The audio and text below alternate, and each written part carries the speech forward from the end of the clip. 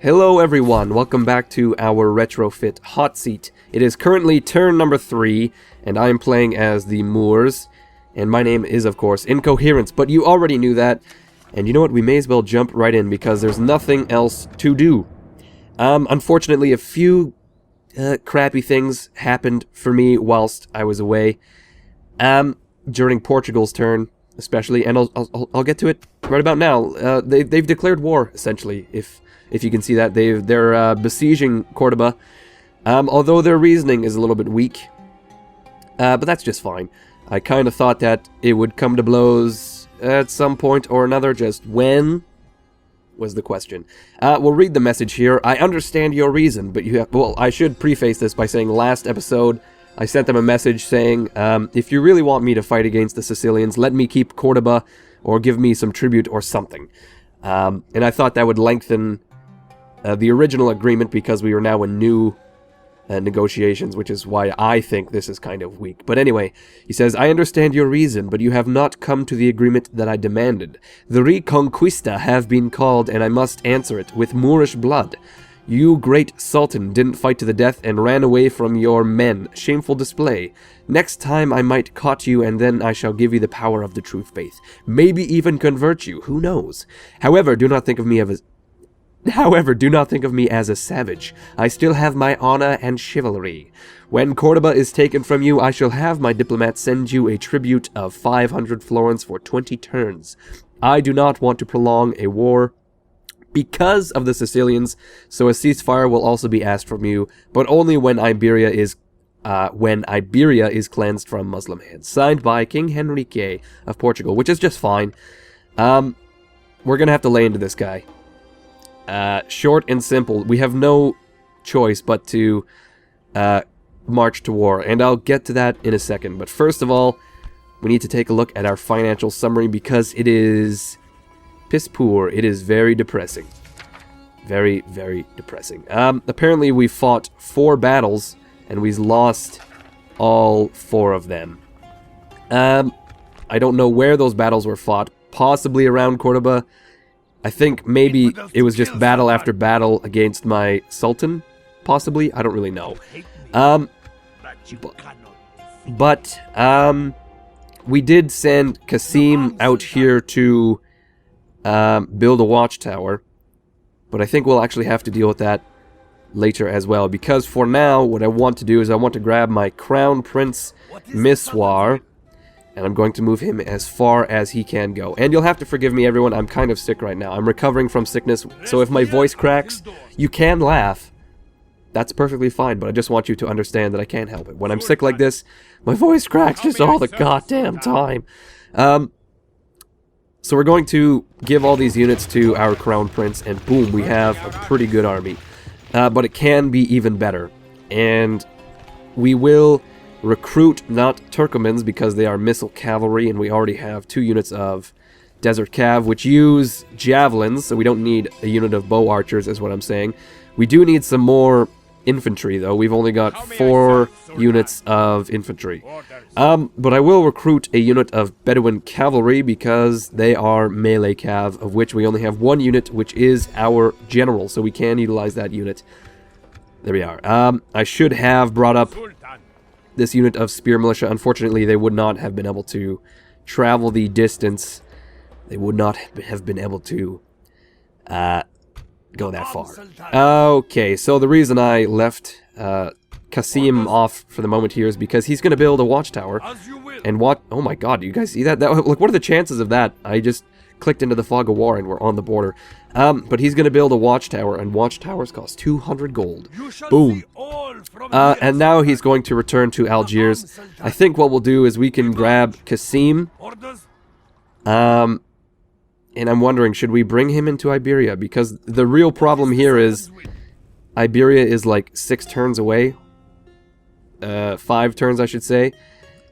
Will he arrive to be of any use?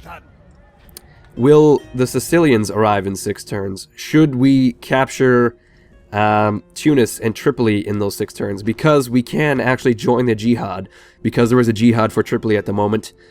And that's the question. Do we join the jihad with Qasim and his small little army? and take Tunis and Tripoli, and potentially create a secondary stronghold in the east? Or do we just dogpile into Iberia proper and try to fucking tussle with Portugal and Spain?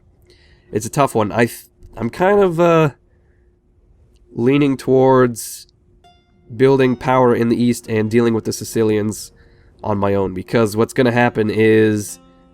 Oh, also, alternatively, there is actually 2 regions down here. Timbuktu is down here somewhere, and there's another settlement on the coast that you have to actually traverse this fucking desert, or go via water. I don't remember what this place is called. It's... I have no idea. I can't actually tell because of the fog of war, but there are 2 regions here that I can capture. Unfortunately, it takes, I would say... Like, how the fuck do you even get through this desert is my question. Oh my god. See, look at this. It's like 8. No, that is a huge amount of turns. I can't even count those turns. 6, 8, 9. 9 turns to actually make it to Timbuktu from where Qasim is. So Algiers to Timbuktu is about 10 turns, which is probably longer than this hot seat's going to run for. So that's not exactly viable. Although those territories would be great to have, because they are sheltered by Algiers as well as Marrakesh, Tunis, Tripoli, etc. So I could pretty much consolidate my power in the north of Africa, but it's just the distances are horrendous. And the problem with distances is it takes time, and time is not our friend in these hot seats, because every single turn is like a couple of weeks. Real time. It's hard. But anyway, we've got Crown Prince Miswar on his way to penetrate into Iberia. And here's another thing. We could put the prince on Jihad, which would give us 2 turns to mess around with, upkeep free, before we actually have to make our way to Tripoli, because our units will desert. And that would be a risky maneuver. And I don't think the Portuguese would really consider that when they declared war. Let's just get a quick overview of the situation here. We've got King Henrique here, along with Prince Afonso, the faction heir. We've got a unit of town militia supported by some mercenary crossbows and spearmen assaulting Cordoba proper, which has just a scant amount of men left. I don't remember what exactly happened there. But I am a little pissed, because I was willing to give up Cordoba peacefully, as long as I could remove my Sultan and some of these units, because I could just build a massive death stack here and then reconquer if need be. But I think my Sultan was down here, and then he got attacked once or twice, and now he retreated all the way up here, which is a little annoying. We've got Granada here, which we gave up a turn or 2 ago. It has no garrison, so we could just march right in and take it. We've got Lisbon, which has 2 units of garrison. I don't know what they are. Probably spears or something. But what this means... Oh, we also have a fort here as well, with no garrison. So what this means is... King Henrique really has to decide where he's going to go. Is he going to advance into this fort? Is he going to advance into Cordoba? I think what he's going to do is he will probably march forward and try to take out my Sultan, which I would be okay with, because he's not the greatest commander anyway, and he's also 61 years old, so it's, you know, it's his time. Unfortunately, what this means is we have to wait a couple years until some people come of age. Qasim is 31 years old, Ayub is 15, so that means that he will actually be of age within a few turns. And the only reason I bring this up is because if all the family members in our my family tree die, then my faction dies, essentially. So that is a worry.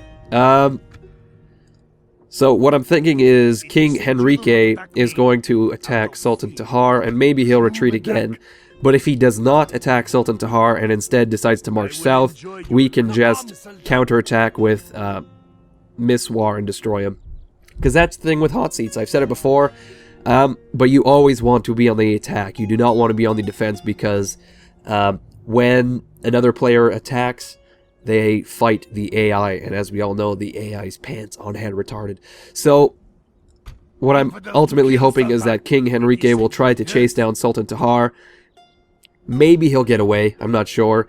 It's kind of unfortunate. He can't move because he was attacked last turn, and usually in regular hot seats, there are rules where if you attack an army, on my turn I can't move them, so on, say, Portugal's next turn, they cannot attack the same army because I need to have a turn to move said army.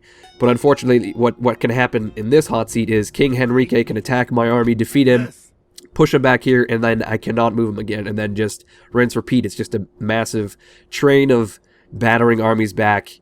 And the reason it is like that in this hot seat is because it apparently is too hard to keep track and enforce those rules with like 17 players, which is understandable, but at the same time, in situations like this, it really, truly, ultimately blows. But that's just fine. So, if King Henrique marches north, possibly we can get away and attack Lisbon, because Lisbon only has 2 units. So we can draw King Henrique away from the south, and then Miswar will just push north, take Granada because it's only going to have 1 unit of peasant archers. We can take Cordoba because it will probably have a small garrison. Alternatively, if King Henrique heads to Cordoba or Granada, which I think is a long shot, what we can do is put 1 singular unit in this fort and capture it for us. That will prevent the Portuguese from parking in there. And then we can turn around and march on Lisbon. Basically, what I want to do is get Prince Miswar into battle with King Henrique, because we can most definitely crush this army with Miswar's army. Sultan Tahar, maybe we can use him as bait.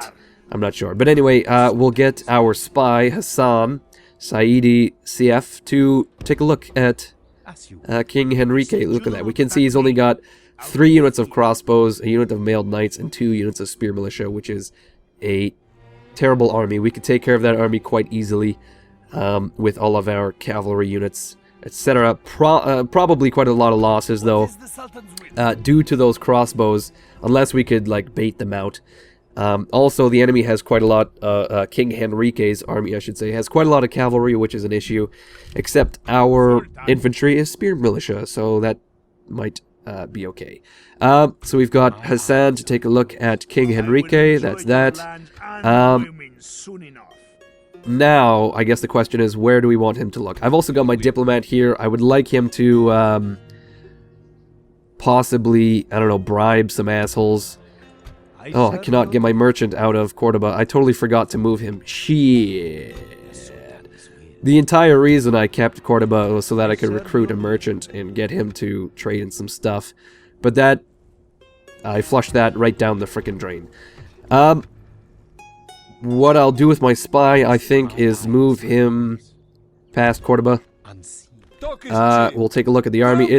They're strong units of mercenaries, etc. And we'll move him a little bit north.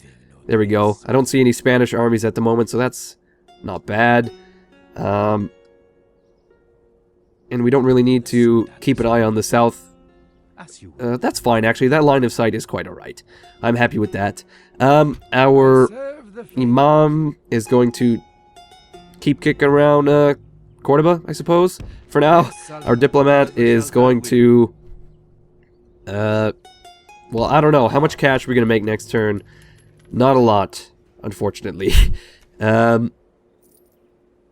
Looks like 960 coins, which I don't think is going to be enough to bribe anyone, because what I would really like to do would be to bribe these militiamen, but that's going to take like 1,500 gold coins. Of course, we do not have that at the moment because we built a watchtower, etc. Algiers is 2 turns away from upgrading. Marrakesh is 1 turn away from building mines, which would be nice. That will give us an additional income of 360. Holy crap, that's quite a lot. And we will put that cash to good use immediately. That's kind of our agents, I suppose. Yeah, I don't know where to send my diplomat, unfortunately. Let's send him to this bridge. No, that was totally useless. Bit of a misstep there, but that's just fine. we've got a merchant and a diplomat in the north of Portugal. We don't need to worry about that. We've got a cardinal. I have no idea what Spain is doing at this point. I've kind of just given up on them. I think they're drinking the Kool-Aid of Portugal wholeheartedly. So what I'm going to have to do is push full on into Iberia with Prince Miswar eventually. But that's about it for this turn. We'll have to think about the jihad thing, because if I was to march and take Tripoli, that could possibly shoot my Turkish allies in Anatolia and my Egyptian allies in the foot, because they might have armies en route already. So I'm gonna have to talk to them about it. But before we go, I suppose I should send a message to Portugal, basically being like, "Hey man, if that's what you want to do, we can duke this out." But I was ready to do this diplomatically.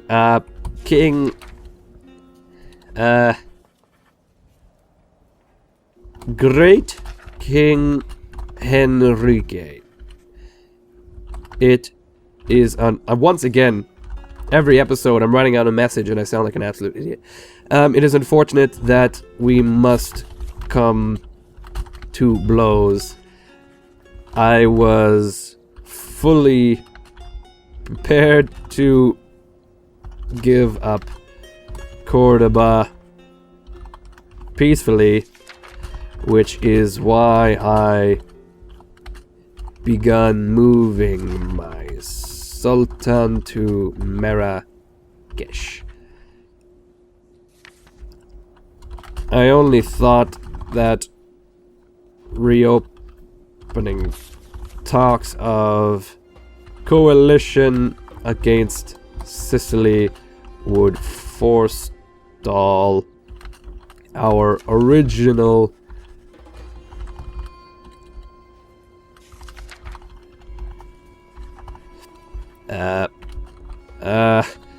apparently I was mistaken.